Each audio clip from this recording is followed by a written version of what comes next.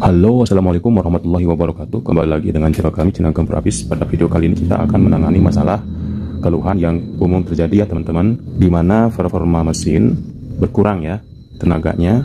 Setelah itu BBM menjadi boros dan juga part-part yang lain akan mudah aus.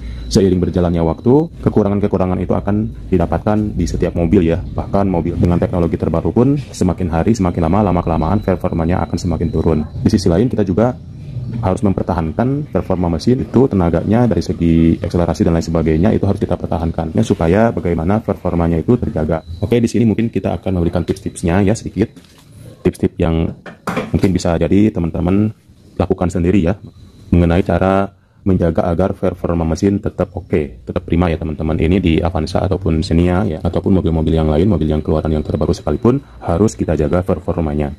Kalau mungkin untuk meningkatkan performa mungkin nggak akan bisa ya teman-teman, karena pabrikannya sudah disetting sedemikian rupa untuk akselerasi dan juga horsepower-nya. Akan tetapi menjaga, merawat supaya performanya bertahan itu susah luar biasa ya teman-teman. Ini mungkin suka duka pengalaman teman-teman mengenai perawatan mobil mungkin berbeda ya ceritanya ya. Banyak pengalaman-pengalaman yang lain yang mungkin berbeda satu sama lainnya. Oke, pada video kali ini kita akan mencoba memberikan tips ya.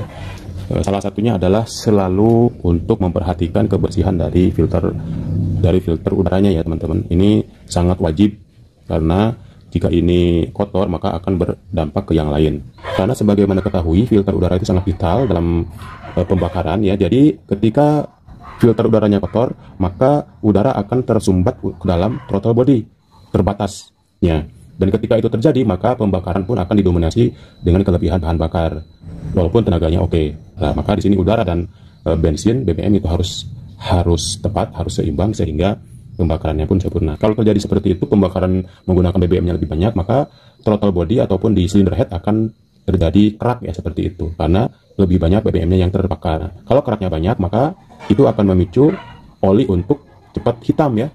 Oli akan cepat kotor.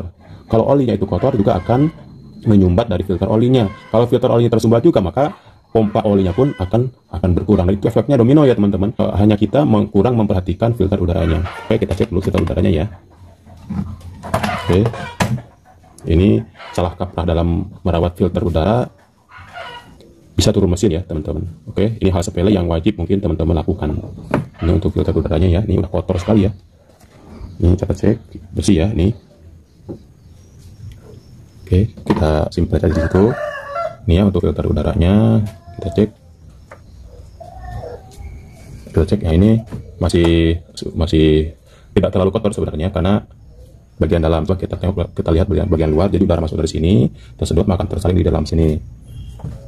Wah, ini udah kotor ya teman-teman, nih sudah menghitam, warnanya sudah berubah.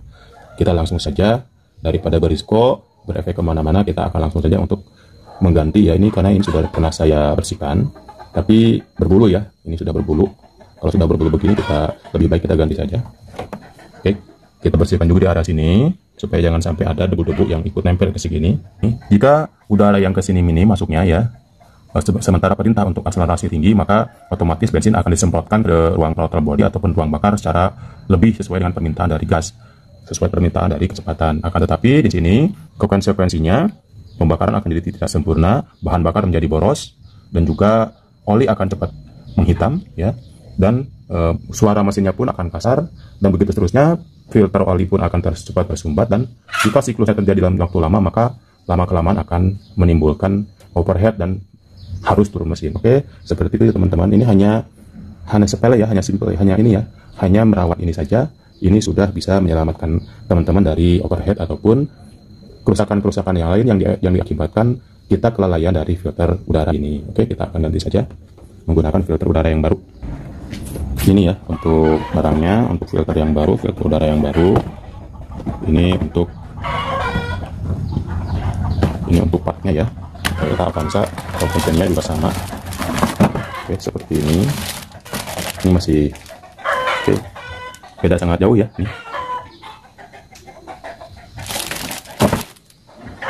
Ini masih bening. Oke, nanti kita akan lihat ini yang baru dan ini yang lama.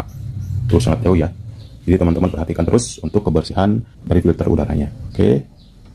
Setelah kita bersihkan, untuk areal dari filter udaranya, rumahnya, housingnya ya, lalu kita masukkan seperti biasa ya. Oke, mungkin seperti biasa ya, ini masuk ya. Ini pas. Ini untuk harganya sendiri untuk daerah saya itu 56.000 ya. 56.000 untuk di daerah saya. Mungkin harganya bisa berbeda di teman-teman dengan daerah teman-teman, tergantung kualitas dan juga jauh dekatnya dari distributor. Oke, lalu kita akan tutup kembali dan kita akan tes hasilnya. Oke, kita tutup lagi ya.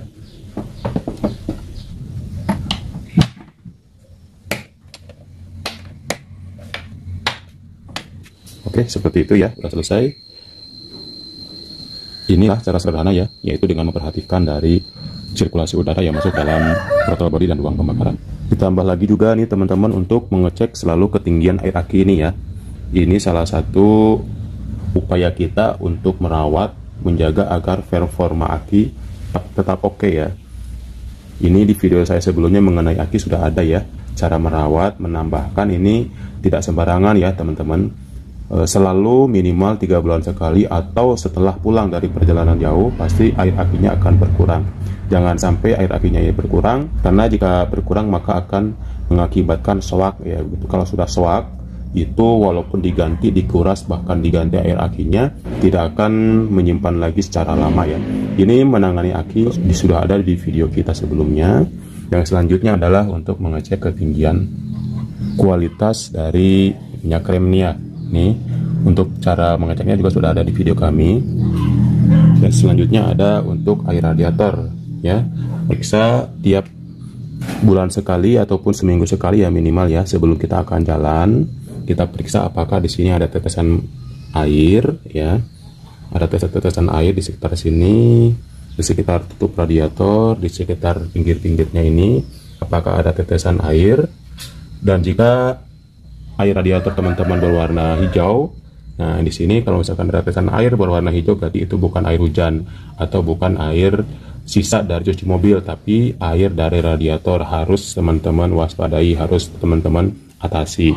Ada juga berwarna merah ya, ini saya menggunakan air berwarna merah, air radiatornya. Jadi ketika ada tetesan, rembesan, kita langsung bisa identifikasi, bisa tangani sedini mungkin.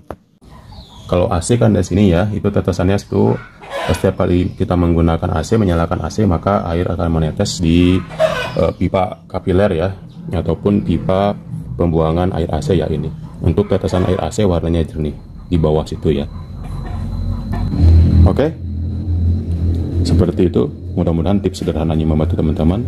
Jika teman-teman suka dengan videonya, silahkan like dan subscribe untuk channelnya. Dan jika ada pertanyaan, silahkan tinggalkan di kolom komentar.